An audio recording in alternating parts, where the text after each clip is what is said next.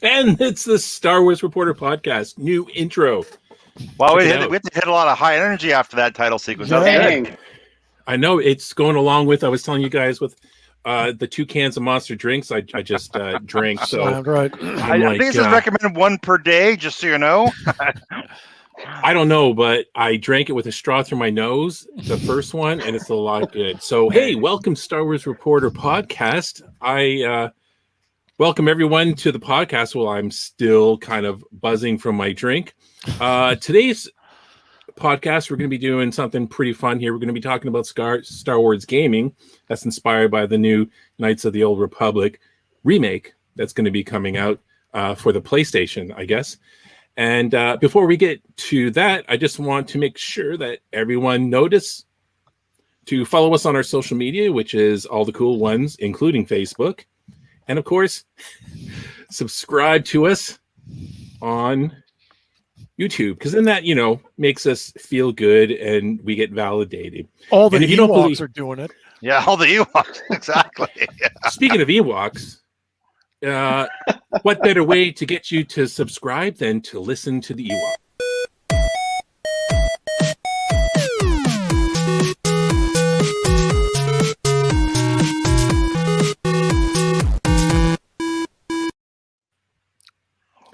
Now, if you don't follow now, you are a monster. You are a monster, and Santa's not bringing you anything. I found that GIF somewhere a long time ago, and I can watch that thing for hours. That's how sad I am. But I just want to introduce everyone before we get into this really amazing award-winning show. I'm going to start with, of course, welcoming Darth Slobo back. Hey. Back.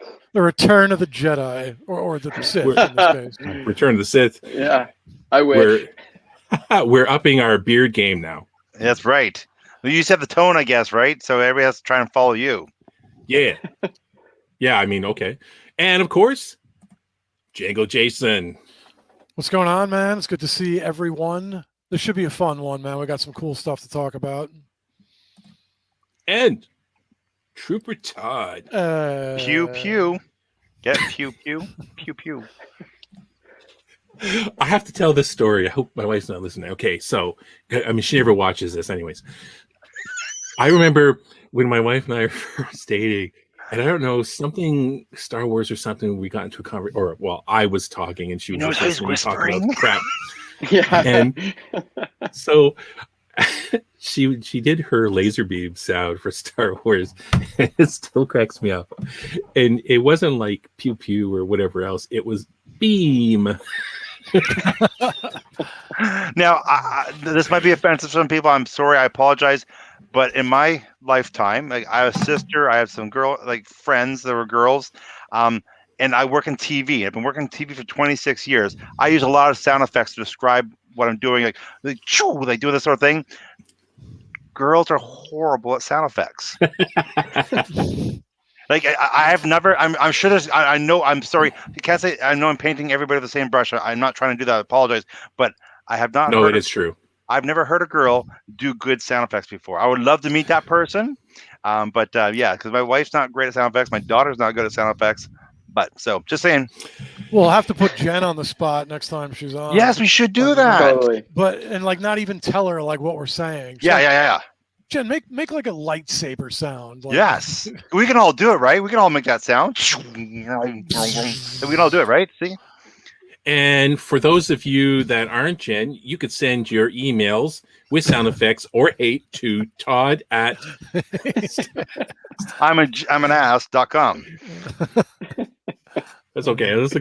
I'm not trying to be offensive. I apologize if you're good at it. I would love to see you do it. I'm sure if we looked on YouTube, you'd find girls who do sound effects. I think I'll do that now. Yes, we're going to take a break from this podcast. We're going to Google girls making sounds. Oh, wait a minute. No, okay. Wrong thing. Yeah. Sound effects. Okay. Yeah, make sure you got it right.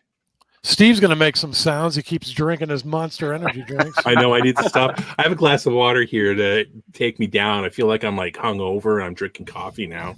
Okay. But so again, the new announcement of Knights of the Old Republic Remake came out, so it kind of inspired this podcast. So before, again, we get going, I just want to play the trailer for everyone watching, all 3,000 of you, and we'll get back to you.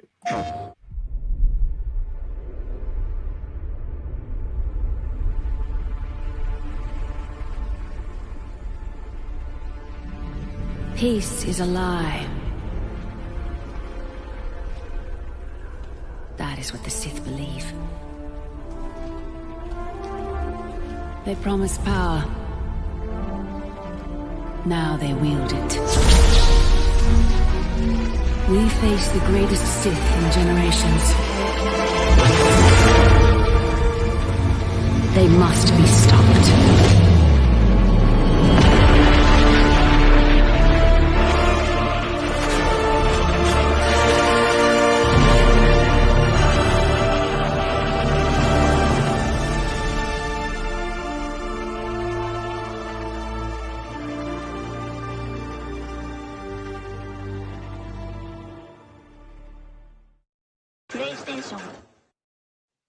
So that just means I have to like up the time it is to buy that PlayStation 5 because that looks awesome. I imagine only it's there going was to be a such thing. while. Yeah. It's going to be a while. If only there was some available. Hopefully the PS5s will be available by the time the game is, however long. I mean, those games take a long time to make, so I'm curious about how far out, if we're 3 years or something, or usually they don't release this type of stuff that far in advance. Like usually you would hope not. Yeah. That's a long time to release that because there's so many things that can go wrong with it, right? And like I know like Star Wars Battlefront 2 when they're releasing that they prematurely released and then it was just apparently crap, right? So I think that they have a little bit more timeline set up for that sort of thing, I would think. Right. Yeah, it's been more like that in recent years. 2077 had those big issues too when they released. Yeah, that was. But that sound effects, like the music coming in, instant goosebumps. Yeah. Yes. Right.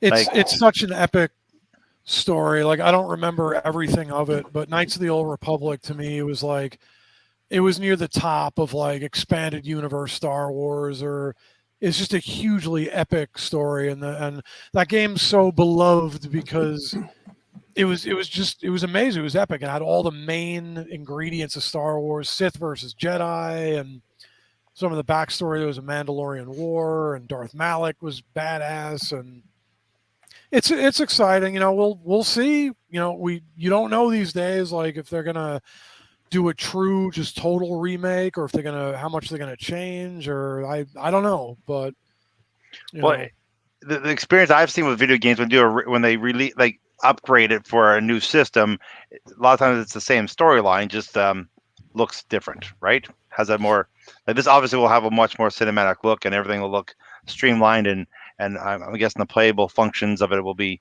quite well. It's a PC based game, right? So going to a console control will be so different for people, but I'm intrigued, that's for sure. They're probably hitting on the console market where me, I don't play games on PCs. My kids do. They love the PC versions of game style opposed to consoles, where I'm more of a console person. I've turned into a console person just somewhat out of laziness and somewhat out of working on computers so much. If I'm going to chill with an RPG, I'm like, I just want to get off of my main computer. Like on a console, you can kind of hang out more and walk around or whatever. I don't know. Like I don't like being tied to my computer in my free time so much anymore. Well, see, here's my work computer I have here. Let's say the monitor's like this big, so I have a pretty big monitor here. But again, my TV's so much bigger, right? So it's with that experience of playing on a bigger feeling. Surround. You can have surround sound.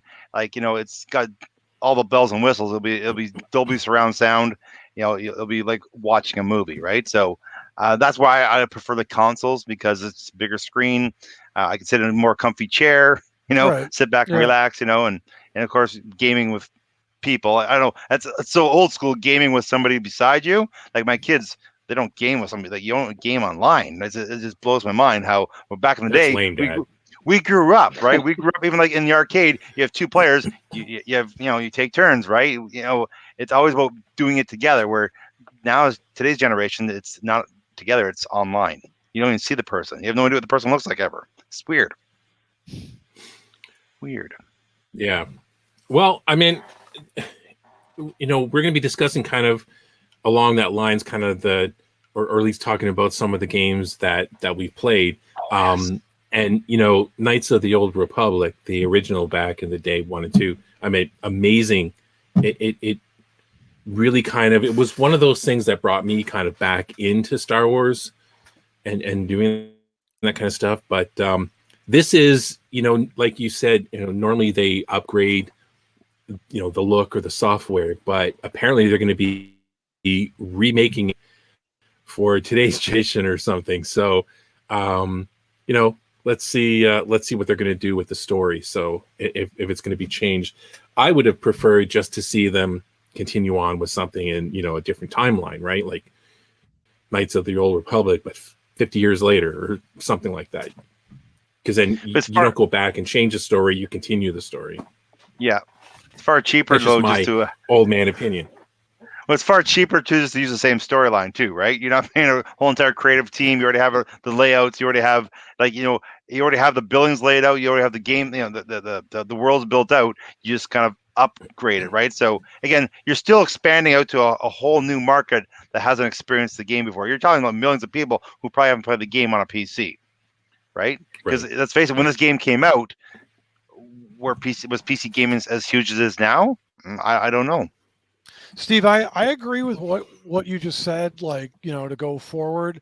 With this particular one, though, if they do it justice, I'm actually for this because Star Wars, as we've talked about, it's needed a little guidance back to, core Star Wars. Like Knights of the Old Republic really nailed it on so many levels. So I'm like, if they do Knights of the Old Republic and they do it justice to what the original was, you're going to have a hell of a story, some really awesome characters, good guys, bad guys, all the worlds in it, the epicness, the Sith versus our Old Republic. So I'm like, if they can nail this and do it justice, I'm fine with, no, all right, go ahead. Like usually I agree with what you said. Like, let's move, let's time the, right. I think all of this was Star Wars personally. I wish they would move into different time periods with all different stuff, honestly.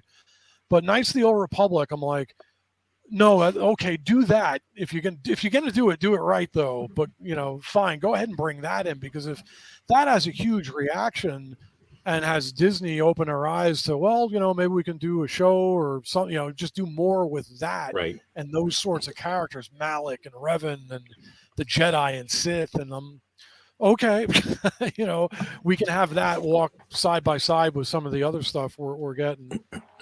I think there's multiple layers coming into this too, though. Like Jason, I agree with you. There's totally a nostalgia factor at play too. Like so many people remember how epic the story was, and diving into the universe and the new worlds. But I think the other layer is like, does this bring all of that cool material into canon now, where before, when Disney took over, there was a huge wipe of all that expanded universe stuff that many people loved.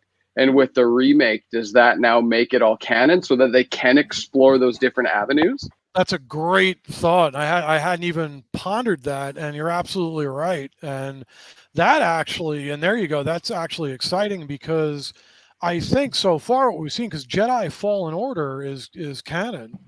So I think everything they're coming out with is canon. And if they made all that canon, that's actually exciting. That's a great point. I hadn't even thought of that, which actually lends reason for them to maybe try to stick with how the original game was. I'm all for if they do more stuff, or Steve even says, like, go ahead and bring it forward and other installments or whatever. But that's a great point. I'd love to see Darth Revan part of the canon. That would, for real, that would be cool. I've never seen the game. I've never played the. I've seen the game, but I've never played the game. But I know many people who've played the game, and they speak so highly of it. So that's, and just you guys backing it up too. It's like, so you guys, who's played it? You guys have all played except for me? Yeah. No, I haven't played it either. But I've delved into the Wikipedia to get background on those characters because I mean, again, it's so highly talked of in the Star Wars community. The game had a it did good even for way back. I mean, it's coming up on 20 years old, which is insanity to me. But even that game, the way they did it, the music and the characters and dialogue, especially for the taking consideration the time, they gave you a cinematic experience. Like it was a huge scale game. What was going on? I mean, you were a character that was trying to go from world to world and find the source of the Sith's power with the Star Forge, and it was like a galaxy epic wide. They'd make massive movies, and you were right in the thick of it. So there was just a huge drama to it, and like when you were playing the game, you felt like this is huge. Like I am literally trying to save the galaxy. People really took to it. It was dramatic. They managed to make the game very dramatic. It had a really good story and stuff too, right? And you got to have your I'm not going to say like henchmen, but like followers and stuff. And I remember the one thing about that game is I made a huge mistake and really regretted it, where I already had a Jedi companion and I could have turned, I forget what the name is. Like, I don't know much of the lore. I just remember how cool it was to play.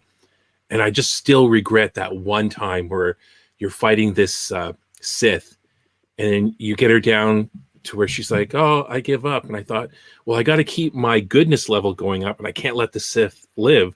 But if I would have turned her, that would have been 2 Jedi followers and I would have been really powerful and blah, blah, blah. But I would just save over. I couldn't go back because I would just save over everything. And it was like, But anyways.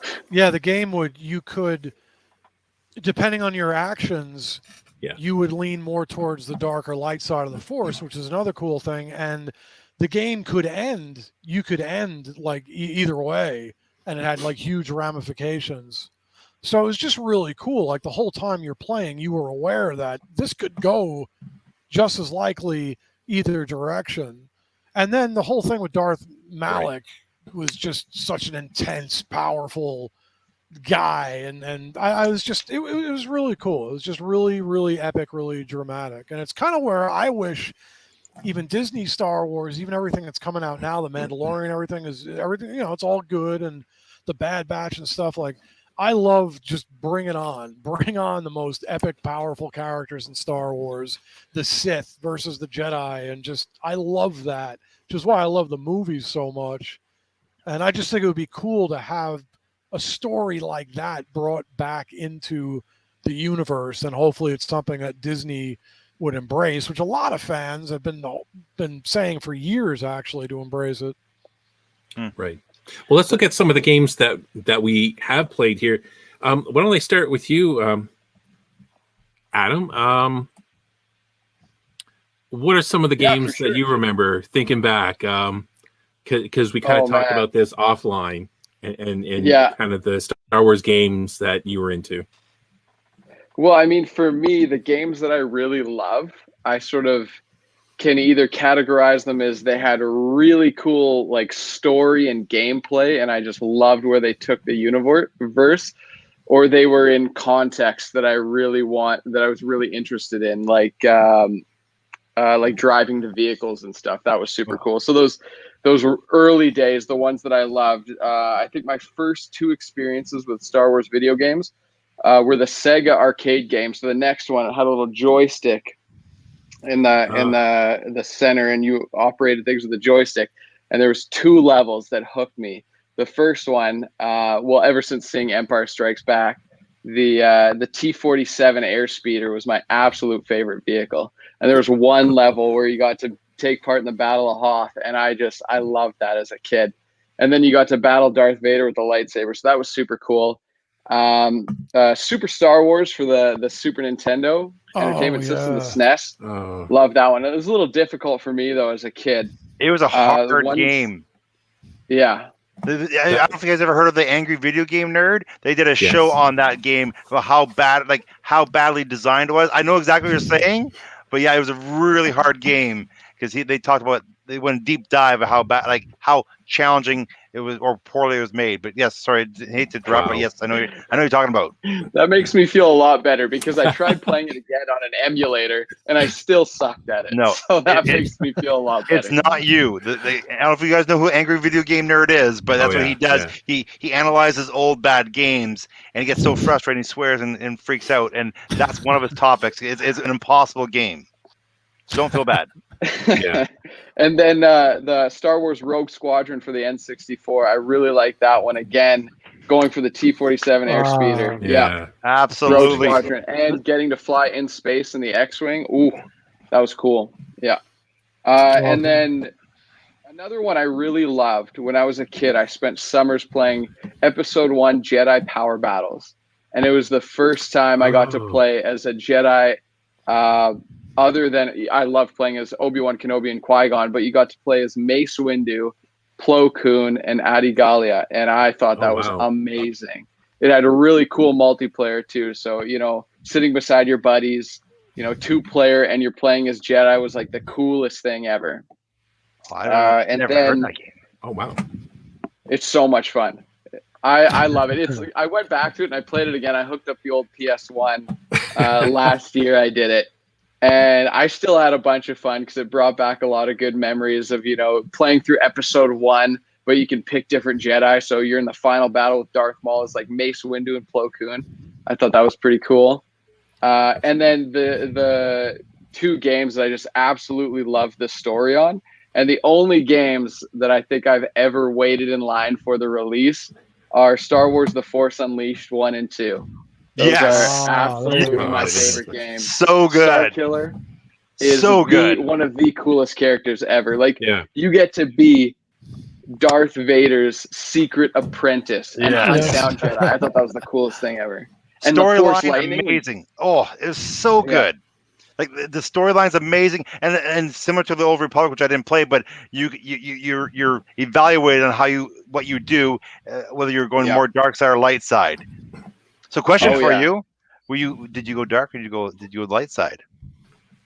The first time through, I went the light side because I wanted to fight the Emperor. I was like, well, I want to see, how powerful this guy really is, and he whooped my butt real good quite a few times. But it was cool to fight the Emperor, and then I went through and played back the game again, and then chose the dark side and took care of Vader. And that was super cool too. Yeah. And the ending sequences in both 1 and 2 where you can, lean towards the light or the dark and it has different ramifications was just super, super cool. Yeah. So for me, the Force Unleashed, I played the first version on the Wii, which is, it was, so you have the nunchucks, right? And you're swinging, it was kind of neat because, not a console, but you're swinging the lightsaber like this, and you're doing this for the force push. So it was kind of neat, a different experience of having, you're doing the movements for it, right? So that was kind of cool. Yeah, all the force powers, like picking everything up, throwing the stormtroopers and throwing your saber at them. Or even holding them. Yeah, it's so good. So, and I just picked this up maybe a year or so ago, and I only kind of got around to it a little bit, and I never finished it. But really? I know I need to get to it. It was a lot of fun. I think I got a couple of levels in, and then I just got busy. But the story was pretty cool. I think I just remember Darth Vader coming in, and I'm kind of a prisoner, and he comes in and gives me the what now, and then I got to go do some mission and stuff like this. That one's cool too. Yeah. Sorry to interrupt. No. I like the first one better, but I thought that one was cool too. And it even the Bad Batch kind of made me think of that because they were really trying to clone force sensitive beings, right? And that was the main narrative as they attempted to clone Starkiller and clone a batch of Sith warriors. Right. Great game. I you know what? Whenever I play these games and there's a level to be all good or whatever, I always go full out. Like I know in Knights of the Old Republic, I was like maxed out good. I didn't do anything bad. And then so I tried. I thought, I'm going to play the game again, and I'm going to go bad. I want to go evil. And I found it so hard because there was like certain missions, like I was in Coruscant, if I remember, and there's some like aliens are being abused, right? Because, you know, they're like the unwanted creatures. And when I was good, you go and you chase these kids away from abusing this Ithorian, I think. And when I was bad, I was like, I was egging them on. And the character, whenever you do more, he would be like, oh, please. And you just beg. And I was like, I can't do this. What am I doing? So I ended up just going to the end where he was just like, you know, he's being abused and blah, blah, blah, and arrested. And I felt so terrible. And I only played it for a little bit. And I was like, dark side. And I'm like, okay, I'm done. I'm out of here. I'm such a wuss that way. I can't do it. I'm with you. When I play the first time, I play as myself. So if that was me, and so I'm always going the good side. I did exactly what you did. I played one version, finished the game. Okay, next time I'm going to go. It was so hard to be bad and just take all the bad options. I just you become this person. You know, do you spare the person or do you kill them? It's somewhat funny. Some of the choices make me kind of chuckle, but that whole Ithorian alien thing, I'm like, I'm done. Yeah. That's great. That quick story on that game, just a couple seconds. When I traded in my PS3 and I got a PS4 Pro actually for it, and a bunch of games. I had a bunch of games. I had Force Unleashed, the second one, and but I had it in the wrong case because sometimes you take a game out of a case and just put it, while the other one's in.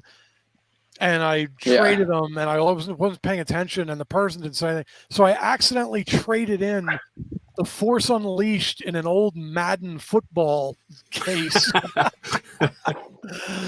And I was like, and I opened up the Force Unleashed, and there's my like 5-year-old football game. I was like, damn it! Like, that's why I have a rule: the DVDs, movies, games go back in the exact same case for that reason alone. Yes. That's and I'm pretty good with that, but on that particular one, because the cases were just sitting there, and it happened. It happened, yeah. I get upset when my kids do that, and they get a ton thrashing. That's for sure. I remember the game, like going on some of what you were saying, Adam, like the X-wing games, and I remember when they came out, it kind of reminded me of Wing Commander, kind of like the whole kind of the gameplay kind of felt like Wing Commander there. And again too, I remember playing this and it attracted me because Luke was in it. And I can't remember, you don't play Luke, but he shows up and I'm like, damn. Dude, those games, the original, and those go surprisingly far back. The X-Wing, I think the first one was called X-Wing Simulator even. I could be wrong. But there was like the X-Wing Simulator, there was X-Wing versus TIE Fighter. I got that one back then, like 96. 96, yeah. And there was X-Wing Alliance. And X-Wing Alliance was amazing. You could create any scenario. You could take any number of any kind of rebel ships against Imperial ships. You could set up a scenario. There's 2 Star Destroyers and 30 TIE Fighters and you and an X-Wing and whatever A-Wing, B-Wings. You could set up any scenario. And the amazing thing with those games, even for going all the way back, the control was really good. Like it was smooth. Everything worked really, really well. And you didn't need, because you're in space mostly. So the graphics for the time, that those games are almost ahead of their time. They looked good. They played really great. I used to, like, in a dark room, like we had a big screen for our computer, and I was in space. But those are up there amongst my favorite games ever for Star Wars, were the X-Wing and TIE Fighter simulator games. Fantastic. And you could play online going all the way back. Like my bro Joe would be in another ship, and we'd both, be going through. It was just, we had an absolute blast with those games. Yeah. So, I know for my family, there was a big thing that came out with through Disney that we just loved. It was the Disney Infinity, right? And they first came out with this set here, and it's like I forget what those games are called. They're still around, like the Nintendo ones, but I'm sure you guys have seen them. I have them on display, but they really did amazing job. So basically, you would put them on the platform, and then this whatever character you had would pop up in the game and do all these missions. And for some reason Disney shut it down, and they actually had the company who was making these for them had a lot of stuff on the go. Like, I think they had like older Luke, and they had all these different characters that they just kind of stopped. Like they shut it down. They don't support it anymore. But if you're looking even at just the quality, if they were just making these just to like, to sell, amazing quality. And this is a lot of fun. And my family and I would, well, by that I mean my kids and I would play. I mean, I have dozens of these, and there's like Marvel ones. So so you have like Thor, and so what they would do is they would have the worlds. So there was this separate little thing, like with the Star Wars, it looked like a Death Star. And actually, I even have, where is it here? I thought I had to go. But if you look, so it came in a set like this. Well, they sold sets like this. So this one here has Luke and Leia, and this thing in the center you would put on one part of the platform, and that would do the Star Wars world, and then you would have all these different missions. And man, we had so much fun with that. And they shut it down. It wasn't, my whole thing was, it was like when they wanted to focus more on the movies, they were just shutting everything else down. Books, video games, the whole gaming, Lucas gaming stuff. And I think they just wanted to focus more on other stuff because I thought it was doing well, right? So I know for us, when that all happened, right? Like, if I think I got that wrong. Like some of the commercials here for the Infinity. I mean, it was just amazing. My kids were devastated when we couldn't play it anymore. So now, what I'm not as familiar with that. Now, what is it? If you put the certain character like on the thing, it'll play that game, or yeah. So you see the platform here, right? And in that little square in the back, you would put that. See the crystal thing? You would put that back there, and that would generate the world. And then whoever you had on the other circles would be your character.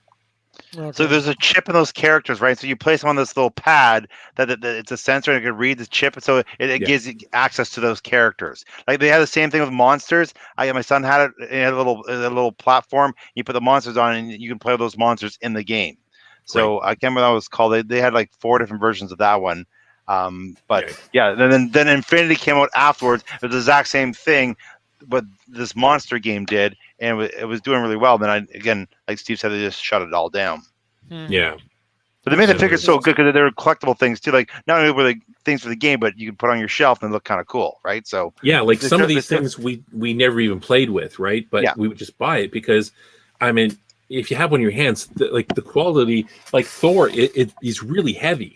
And then there's like, if you look at the Hulk, he's massive. Yeah, and he's so heavy, and you know what I mean. So it was really, really like, oh, I can't believe that they did that. So, like, they had some Rogue One characters that they were going to be releasing, but once they shut it down, they're not going to make them. Yeah. So, but they actually posted some of the art of what they were going to look like, and it's too bad. I wish they would just sell those as collectibles, and who cares if it's connected to a game or not. But all right. So anyways, yeah.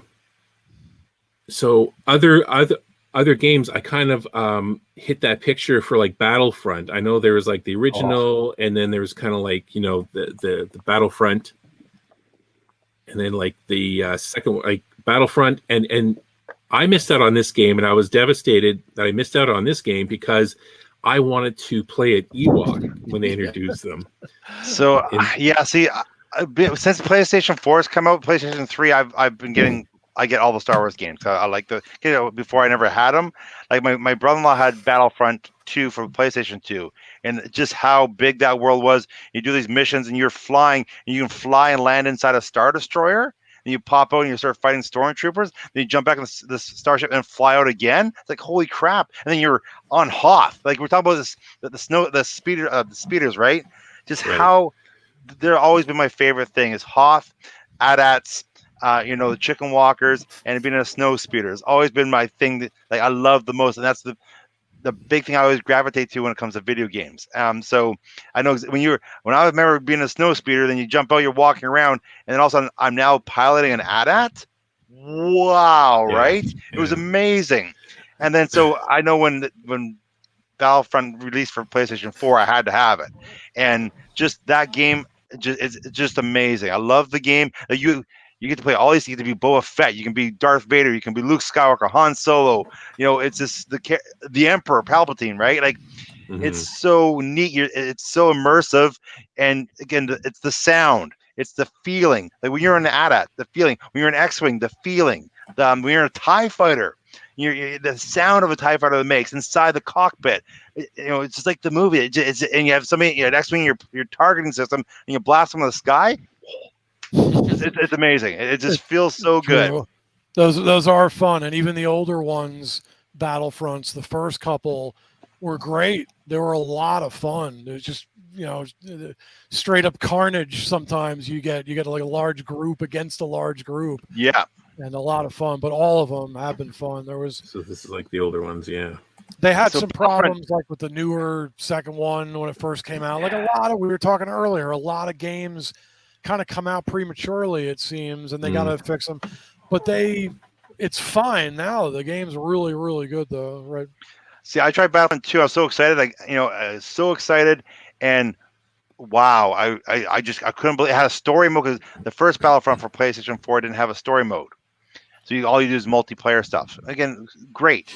I love there's spaceship missions. There's soldier missions. I love them all. The second one, the story is the gameplay is awful in the story mode. You got to the point where I was getting frustrated and you couldn't do it. It just made no sense. It just they didn't put enough thought into it, and then they totally changed how you fly in the game. Like everything was backwards. It was just so hard and so complex. It really sucked all the fun out of it. I really thought. Back to that. I don't remember in the recent one like the story mode if I even tried it. Yeah, I tried it because I was excited about doing a story mode, and it was just really not fun. Wasn't there some criticism too because they kind of introduced what people would call a pay-to-win kind of system? So there was they kind of changed that, and that did it. I think that actually did it for which them. was good actually in this case. Yeah, they did like a pay-to-play to get certain things that you really shouldn't have to, and boy, did the community rise up and say no, don't do that. I remember trying to play online. I play online the first Battlefront, and I'm terrible as a soldier. I can fly, but I was terrible as a soldier. But I could do okay. But as soon as the Battlefront 2, like as soon as I respawn dead, it was unplayable. Like it was because somebody's all juiced up with some special sniping tracking weapon. Like when you're dying instantly, you last 2 seconds. Where's the fun in that, right?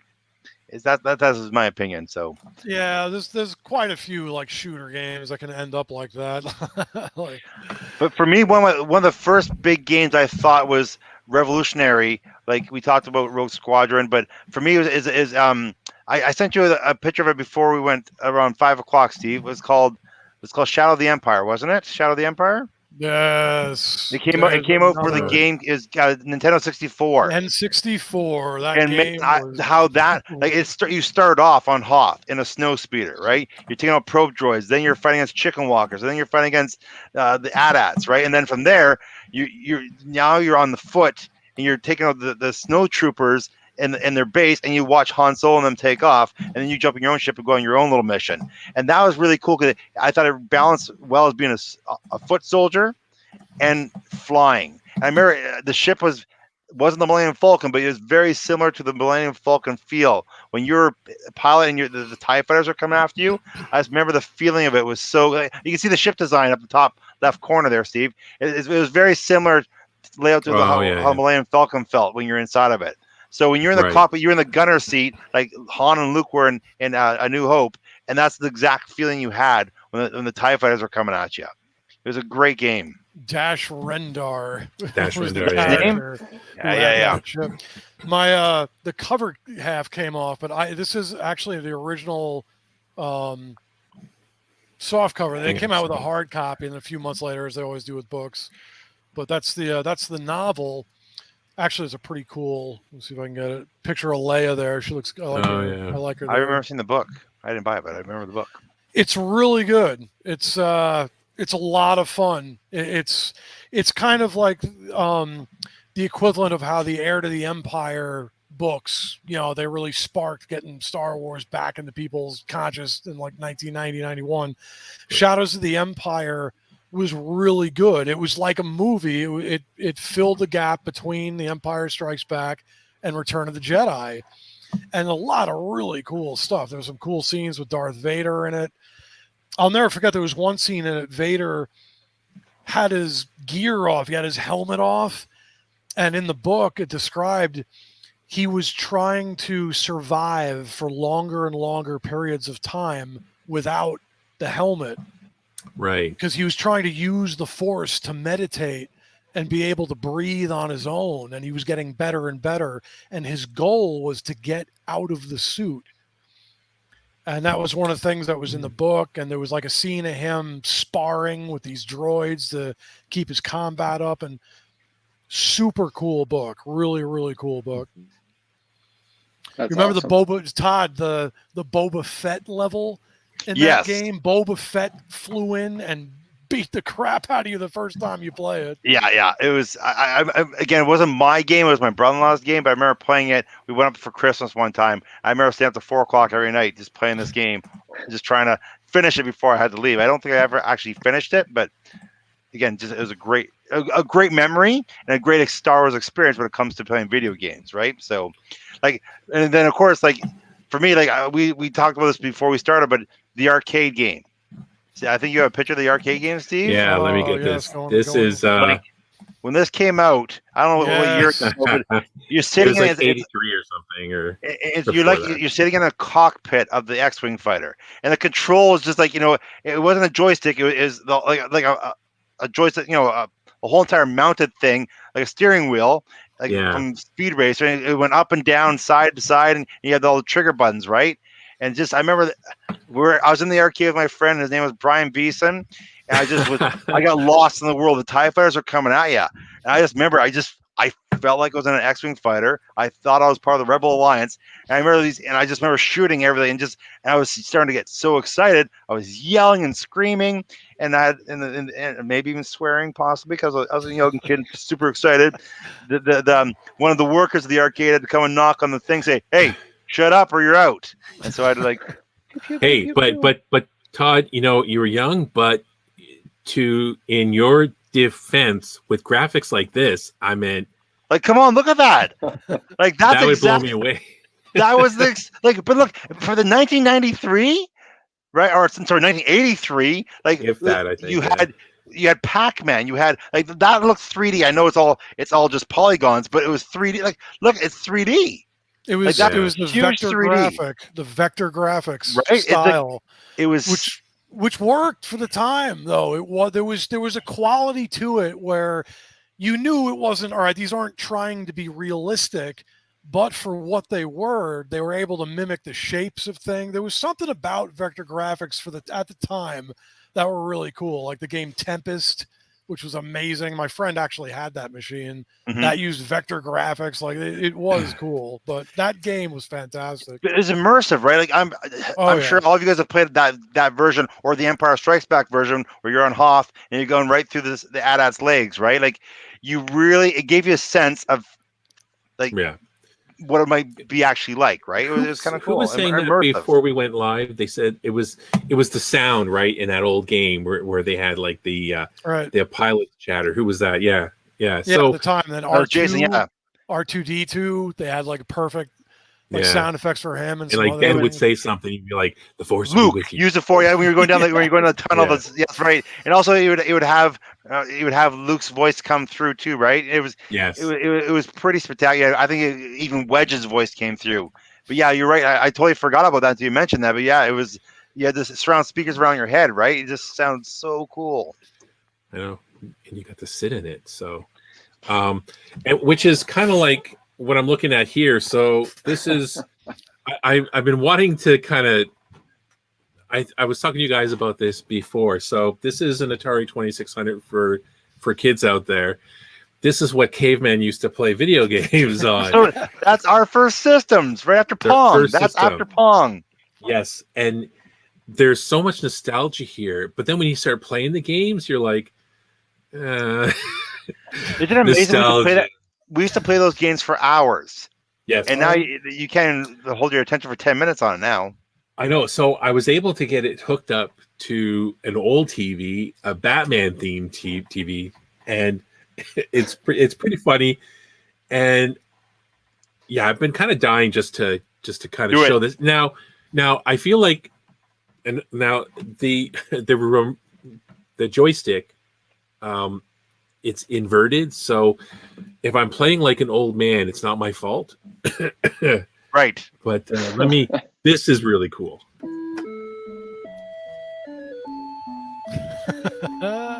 8-bit sound right there. Nice. Oh, well, okay, here we go. Oh, now these things come down here. I'm getting. You're supposed to shoot those, I think, Steve. I know. They're fireballs. The joystick. No. Oh yeah, the joystick's fault, guys. The joystick's fault. There you go. No, fireballs, just like in the movie, right? Remember when the TIE fighters are shooting fireballs at the X-Wings? And I don't know what these things are supposed to be. Oh, no. Oh, my God, I remember that. See, I didn't have the Atari. The towers. That's right, you had to shoot the cannons up on top of those towers. Oh, is that what you had to do? Yeah, God, I remember that. Oh, no. That was in the arcade. Might have to do a streaming episode where you just play through the whole game. Yes. Yeah, right. You know what's funny is there's 3 levels, quick levels, and then it just starts over. So that's it. Oh. Steve, you went back in time. You're frozen on your feed. So that's how retro you went. On mine too. Yeah. Oh. Can you guys see me? We can see you, but you're playing the video game very slowly. Your screen is frozen. Yeah, you're frozen. Try turn off your camera, turn it back on. Reset it. He's gone. He's back. There we go. Oh. Well, now you're moving. No, it looks like you turned the lights off. You've been consumed by the darkness of space. Oh, he went to the dark side of the Force. Yes, he chose the dark side. His X-wing was blown apart. Oh, there you are. You're not moving. There. Okay, am I back?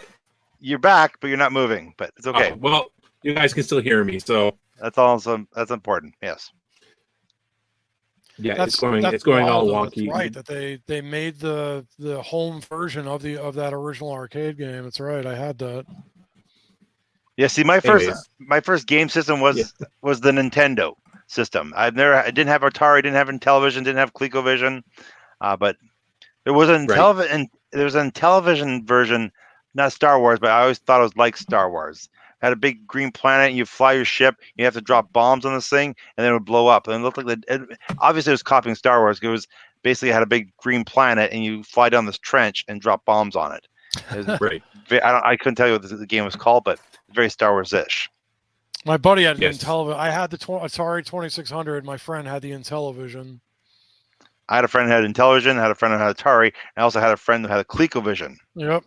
Guys had ColecoVision a few years later. ColecoVision, yes. But yeah.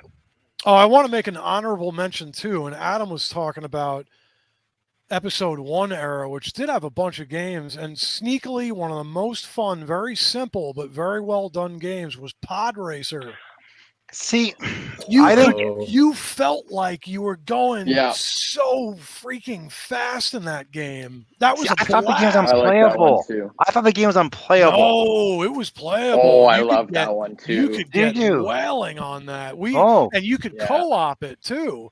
Yes. So yes, we you would could. play with people, and you'd be hauling ass. And once you knew the track, whatever planet you were on, and got familiar, the sense, I'll give them credit with that game, because a lot of games, even the space simulator games, you don't feel like you're going. I always was like, I never felt like I was going fast enough. You know, sometimes even the Starship games, you feel like you're going 30 miles an hour. I'm like, Pod Racer, you hauled ass in that game. Yeah.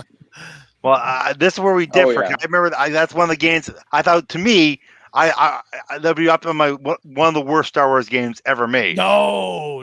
This is my opinion. It's my opinion. I'm just saying it actually worked really well. It was smooth. It was that. It was very smooth. I just thought it was impossible to play.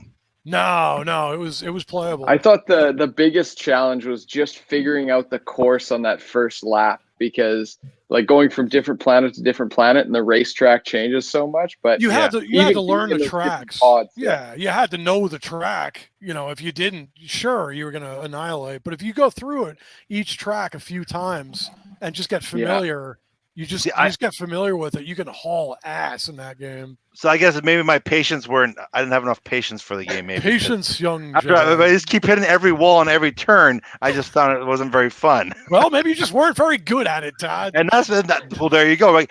People's experience with the game, whether they're good or bad, affects their overall feeling of the game, right? Absolutely. So, again, maybe why I hate Battlefront 2, because the story mode was unplayable. Right, so maybe that's what it is. I don't know. I know. I even hated flying the ships. But the most recent one, they released X-Wing versus TIE Fighter for the PS4 recently too. I think they also doing computer version too. I got that one for Christmas last year. Again, the mechanics of flying was so much different from Battlefront. It was like everything's different, but really immersive. Like you have to take total control. Where Battlefront, you control your shields and you control, but it's not the same. Like here, you're in charge of your shields. You're in charge of your. You can divert power to speed. You can divert power to shields. Divert power to laser blasts, because you can burn out your lasers, and you have to wait, and you're just kind of flying. So it is much more immersive. Like you're a pilot and you're in control of everything of your ship. Much more challenging for sure. And again, not much as there's a story mode, but not really a story mode. You're just doing combat missions, and it's very simple. Like you talk to people, blah blah blah. We're going to do this on the mission. Explain it. You jump in your ship and you go do it, right? But the graphics, the feeling, just really really cool. I gotta try that. I keep forgetting about that game. That's right. Yeah, it's really. It didn't take long to finish it all. And some missions are harder than other ones. Again, it's really neat. You create a character, and you're this character, and then you just basically you're all these missions, and you work your way up, and then you get more dangerous missions. And the thing is, it goes back and forth. So you play your Jedi person or your Rebel Alliance person, and you play your Empire character. So you go back and forth between good guys and bad guys, and that was kind of cool. So you experience X-Wings, you experience Y-Wings, you experience B-Wings, you experience TIE Fighters, TIE Interceptors, everything, right? So it's cool. Really, really cool. Again, when you're taking down a Star Destroyer, you know what I'm saying? It's just so cool, right? Yes. You're taking down. There's one where you're in a space junkyard, and there's the Rebel Corvettes are trying to get through, right? And you're planting these bombs, and you're shooting the bombs, and the bombs are exploding, and you're trying to blow this thing up before they escape, right? It's a really. I know that sounds terrible, trying to blow people up, but at the same time, it's pretty cool. Awesome. No, it's not. And again, you get to choose. Like you get to choose if you want photon torpedoes or guidance missiles. Like, you choose your whole entire loadout what you want to do in your ship, right? So cool. It just the fact that how much control you have of the ship. Where Battlefront, you're in a ship, you go.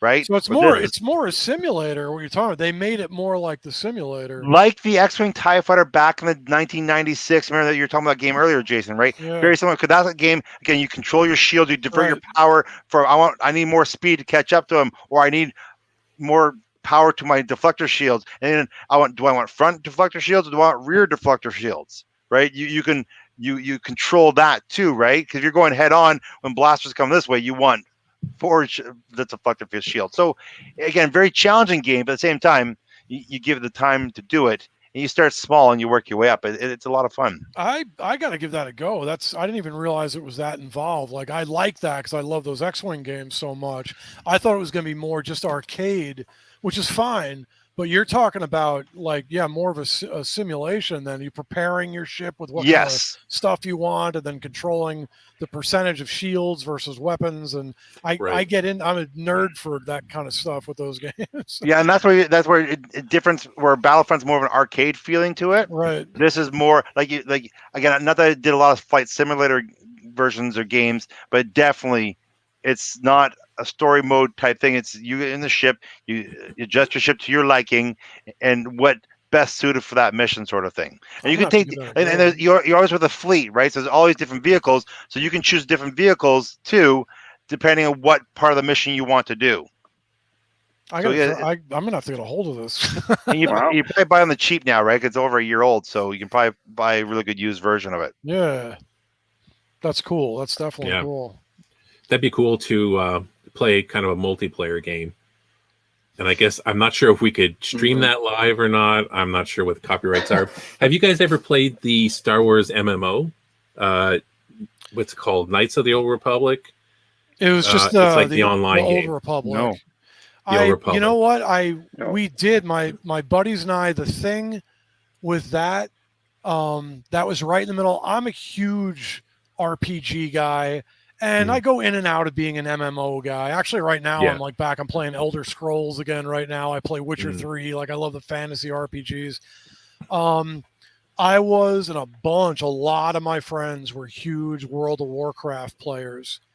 And I played World of Warcraft like crazy for 10 years. We've played for over 10 years.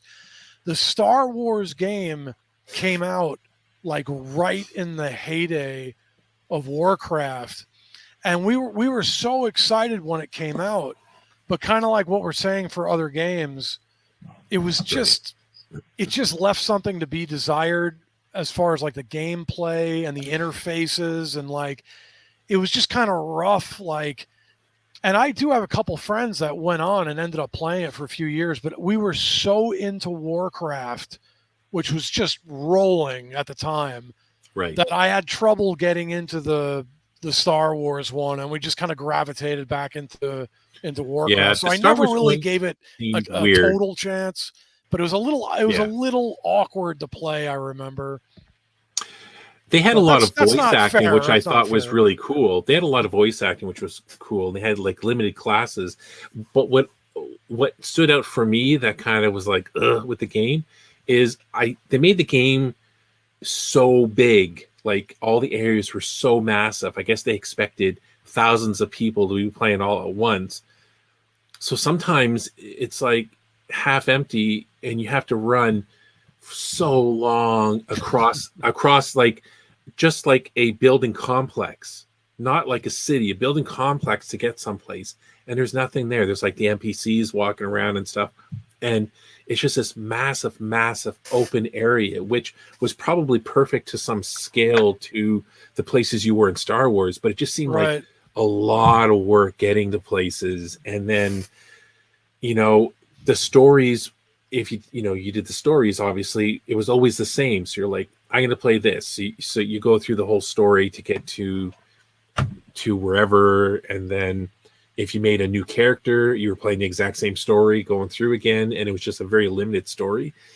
And there was so much to it. It was like those games that have a lot of like, it's free, but there's all these other things, but you need to purchase it either with like in-game money that you need to get into weird ways or real life money. And it was just too much, right? You just get to a certain point and then I just get bored of it because it was just so big and so weird. I remember that actually, there was like an empty feeling to it.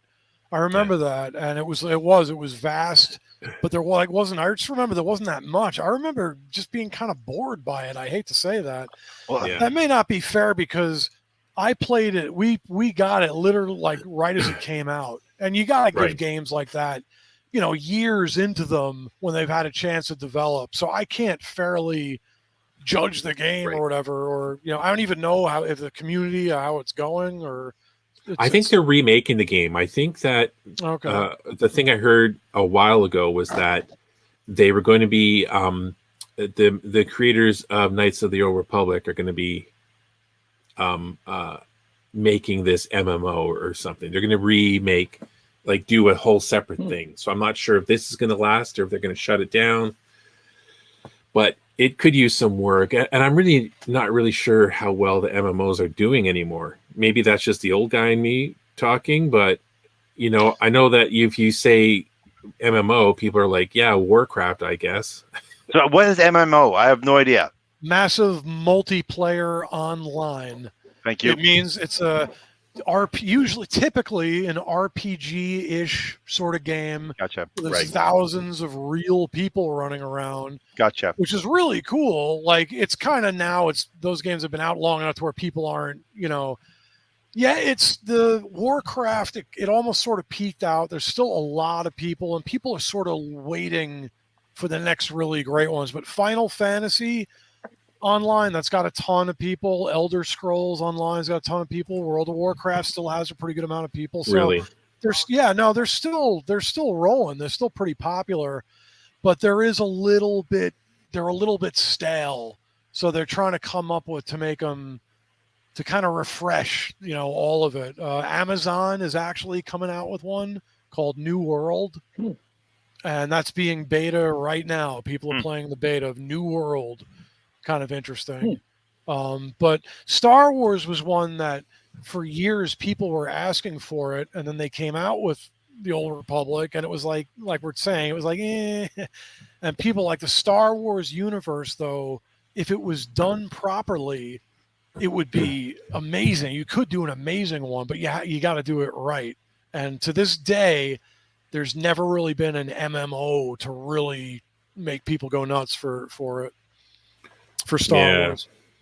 Yeah. Well, there's the goal for them. Hopefully. Yeah.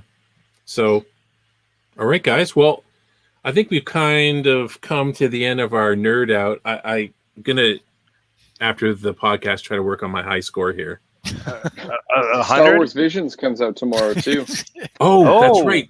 Star Wars Visions. I forgot tomorrow? About that. Oh, my God. Yes, that's right. Yeah. Oh, it's a very exciting time. Oh. Well, something to talk about next week. Yeah, that'll be fun. Visions. That's right. I know some people got access to watch it early, not us, but not us. They must have forgot to send it to us, but yeah, looking forward to that. Yeah, and I guess they have some other specials coming out in Halloween. So in October 1st, they have a kind of a Lego Star Wars Halloween special. There's also an email I got that was talking about Disney Plus Day in November, and there's going to be probably some behind the scenes stuff for Star Wars, among other things, like kind of across the platform of all of their shows. Cool. One thing I even forgot to mention, which actually I'm pretty sure is what made Lego films really big, is the Lego Star Wars video game that came out. Yes, like that revolutionized those games, like really, and that's what put Lego on the map, really, when it comes to media. Yes. When it comes to like the Lego Star Wars, I think they did the prequels first, then they did the original one, and they were so good and so much fun. Yeah. Sorry. Just throw that in last, sort of thing. Yes. No, absolutely. My buddy used to play them all the time and plays them with his kids. Yeah, and I have some of the games. I can't see them here, but yeah. So many games to play. So many games to play. So many. Like to the point now, I feel like loading up that Force Unleashed again. Try that one again. I know. That's only for PS3 though, wasn't it? It was only for PS3. No, I played it on Xbox 360. Okay, I'm a PlayStation guy. That's what this is. Well, the second one, anyways. That's what I haven't upgraded my system since that. Usually I don't play on this. Usually when people say Xbox, I go Xbox. Can't stand Xbox. I wouldn't mind getting a PlayStation. I almost thought about it because of some of the new games coming out, but I mean, a PlayStation 5, it's kind of like a unicorn, isn't it? Right now, yes. I know I was in our EB Games, which is like GameStop. I think it's changing to GameStop shortly here in Canada too. I think that's what I heard. But anyway, they were talking about, we're supposed to be maybe getting 20 in before Christmas. Right. They have no idea, no timetable, and they think might get 20. Then that's it. So it's just hard for me to kind of say, I'm going to drop $700-800 on a game system that I might play one game on. Like, I'd almost rather upgrade my computer and wait for all these to come out on PC, which I haven't upgraded my computer in like 5, 6, 7 years. Oh God, mine's like 100 years. When it comes to the game consoles, you always wait till they drop down. You don't buy when they first come out. You wait till they drop down to the more reasonable price. And then like 2 more years after that, then they're upgrading them. You know what I mean? It's like I waited so long, I got an Xbox, and all of a sudden it was like, 3 years later, there's Xbox One. I'm like, well, I'm not spending that money. I just got this stupid thing. The the PlayStation 4, I think I've had for 6 years now. No, I sound like a cheap bastard. I know right now everyone's it's what you have to do. You have to pay $800 for a system, and because the most important game is the NHL game. Sorry, the EA Sports NHL. I'm pretty sure it's 20. I'm pretty sure it was 14 that came out. Maybe it was 16 that came out for PS4. So, and I'm sure there's a lot of Americans right now nodding in agreement with you about the hockey. If you haven't played it, it's the greatest game on earth. It's the only game I play religiously. So, really. I'm kind of getting tired of playing Skyrim over and over and Fallout over and over because I'm too I was almost thinking about it. I almost went. I'm like, okay, that's it. I'm just gonna go over to Best Buy and get myself a PS5, and it's like, no, you're not. No one is unless you win it in some kind of. It's so crazy. I have a guy I play hockey with. Every week we get together one night, and so 10 of us get together, or 11 or 12 of us get together. We make teams, and we all play as an individual player in this hockey game, right? So one guy goes, I'm gonna get a PS5, sells his PS4, expecting to go to the store and buy a PS5. There's no PS5s anywhere. So now he's got no system anymore. Like, what are you doing? Yeah. Oh, wow. He thought he'd get more by selling it off, not trading it in. So, I seen a lot of ads when the PS5 came out. There was a lot of for sale PS5s. Where people go buy a couple of them and then like double the price, and people were buying them. And I seen a lot of people selling PS4s for like $500-600. Like, okay, you're trying to pay for your PS5, so why would I? Right. Anyways, anything that people want, there's always scalpers, right? Like, you're talking about your hunter character you got, right? Walmart. I went to Walmart. There was same thing happened to me, Steve. There was hunter characters. I got something else, and I came back. I was gone. I went back another day, and there was these new clone troopers, the red ones, and I picked up one. And there's like 12 of them. Went back the next week, gone. All 12 of them. Yeah. Like, there's scalpers. There's like, I don't know who's buying up all these things, but there's somebody out there. So if people want it, it's two guys. They go to every Toys R Us, sorry, Americans, in Canada, and Walmart. So, but anyways, why don't we just call it here? That was fun talking about games, but we'll have to talk about Star Wars Visions. We'll have to revisit games. I would love to do some kind of streaming with games or something, or try to find a way to do that. Twitch does it all the time. People stream games on Twitch all the time. I'm sure it'd be no different for streaming. But where we could play together, that would be awesome. And then show it. That'd be super stream cool, it here. That'd be pretty cool. So that would be cool. I know you guys talked about it on another podcast, but even doing like a premiere live stream, just first reactions of a show or something. Yes, that'd be cool too. Because they have that feature on Watch Disney Party, Plus, right? Yes. Watch Party. That would be very, very cool. So, Yeah, that'd be good. It would be great if we were able to have it on the screen. Like I know we can't do that with the watch party, but on the screen. So, but I guess the intention would be people would just start at the same time and see if our reactions were dumb or not. But yeah, that's a great idea too. All right. So thanks for everyone in the chat who joined us tonight. And for those of you that are watching it later, because it was too late. But thanks a lot. Thanks to Jason, Todd, and Adam. And remember, before we go,